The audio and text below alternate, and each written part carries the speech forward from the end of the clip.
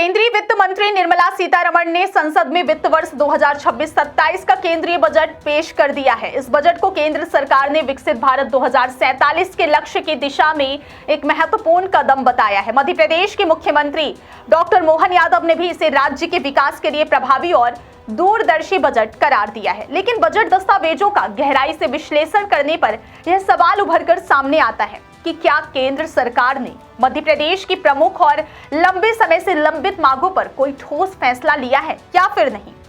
दरअसल बजट से पहले मध्य प्रदेश सरकार ने केंद्र के सामने कई अहम मांगे रखी थी, जिनमें सबसे प्रमुख उज्जैन सिंहस्थ 2028 के आयोजन के लिए 20,000 करोड़ रुपए के विशेष पैकेज की मांग थी।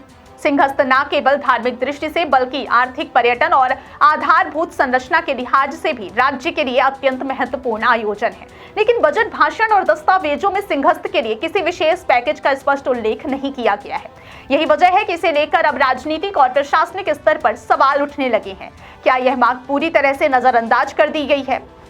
इसी तरह जल जीवन मिशन के तहत केंद्र सरकार पर मध्य प्रदेश का कुल 8,120 करोड़ रुपए का बकाया है, जिसमें 4,370 करोड़ और 3,750 करोड़ रुपए की अलग अलग देनदारियां शामिल हैं। राज्य सरकार का दावा है कि वर्ष 2025-26 के आवंटन में से जनवरी 2026 तक लोक स्वास्थ्य यांत्रिकी विभाग को एक भी रुपया जारी नहीं हुआ है। ऐसे में बजट के बाद भी यह स्पष्ट नहीं हो पाया कि इस बकाया राशि के भुगतान की कोई निश्चित टाइमलाइन तय की गई या फिर नहीं।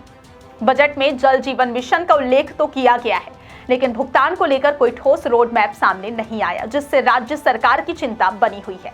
इसके अलावा आदिवासी पोस्ट मैट्रिक छात्रवृत्ति के तहत 2018-19 से 2024-25 तक का 564 करोड़ रुपए का बकाया भी राज्य की प्रमुख मांगों में शामिल था, लेकिन इस पर बजट में कोई सीधा समाधान नजर नहीं आता। मध्य प्रदेश ने केंद्र सरकार से कर्ज लेने की सीमा बढ़ाने की मांग भी की थी, ताकि राज्य अपने विकास कार्यों को गति दे सके। हालांकि बजट में राज्यों के लिए समग्र रूप से 1.40 लाख करोड़ रुपए के अनुदान की घोषणा की गई है, लेकिन कर्ज सीमा बढ़ाने को लेकर कोई स्पष्ट संकेत नहीं दिए गए हैं। राज्य की आर्थिक स्थिति की बात करें तो 15वें वित्त आयोग की गणना के अनुसार मध्य प्रदेश की सकल राज्य घरेलू उत्पाद यानी GSDP लगभग 16.94 लाख करोड़ रुपए है, जबकि केंद्र सरकार इसका आकलन 15.44 लाख करोड़ रुपए मान रही है। इसी आधार पर कर हिस्सेदारी तय की जाती है। वर्तमान में केंद्रीय करों में मध्य प्रदेश की हिस्सेदारी 7.85% है, जिससे राज्य को लगभग 1,11,000 करोड़ रुपए प्राप्त होते हैं।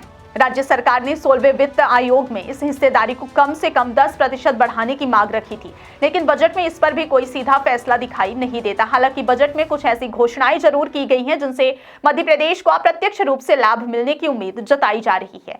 केंद्र सरकार ने 5 लाख से अधिक आबादी वाले शहरों के विकास के लिए अगले 5 वर्षों में 5,000 करोड़ रुपए खर्च करने की घोषणा की है, जिससे मध्य प्रदेश के बड़े शहरों को बुनियादी ढांचे और शहरी सुविधाओं के विस्तार में मदद मिल सकती है। इसके साथ ही छोटे शहरों में स्थित तीर्थ स्थलों के विकास की योजना भी बजट का हिस्सा है, जिसका लाभ धार्मिक पर्यटन के लिहाज से प्रदेश को मिल सकता है। हर जिले में महिला छात्रावास बनाने की घोषणा को भी महिला शिक्षा और सुरक्षा के लिए अहम माना जा रहा है। वहीं जिला अस्पतालों के अपग्रेडेशन से स्वास्थ्य सेवाओं में सुधार की उम्मीद की जा रही है। इसके अलावा टेक्सटाइल सेक्टर में सुधार, पीएम मित्र पार्क जैसी योजनाओं के जरिए रोजगार सृजन और किसानों को लाभ पहुंचाने का दावा किया गया है। मध्य प्रदेश जैसे राज्य जहां कपास उत्पादन और वस्त्र उद्योग की संभावनाएं मौजूद हैं, वहां इन योजनाओं का असर सकारात्मक हो सकता है। कुल मिलाकर केंद्र सरकार द्वारा राज्यों को दिए जाने वाले 1.40 लाख करोड़ रुपए के अनुदान में से मध्य प्रदेश को भी एक बड़ा हिस्सा मिलने की संभावना है, जो राज्य के विकास कार्यों के लिए सहायक सिद्ध हो सकता है। लेकिन इन तमाम घोषणाओं के बावजूद बजट से जुड़े सबसे बड़े सवाल अब भी कायम हैं। उज्जैन सिंहस्थ 2028 के लिए 20,000 करोड़ रुपए के विशेष पैकेज का सीधा उल्लेख बजट में कहां है, यह अब भी स्पष्ट नहीं है। जल जीवन मिशन के 8,120 करोड़ रुपए के बकाया का भुगतान कब और कैसे होगा, इसकी कोई तय समय सीमा सामने नहीं आई है। ऐसे में यह कहा जा सकता है कि केंद्रीय बजट 2026-27 में मध्य प्रदेश के लिए कुछ उम्मीदें जरूर जगी हैं, लेकिन राज्य की प्रमुख और तत्कालीन मांगों पर तस्वीर अभी भी पूरी तरह साफ नहीं हो पाई है।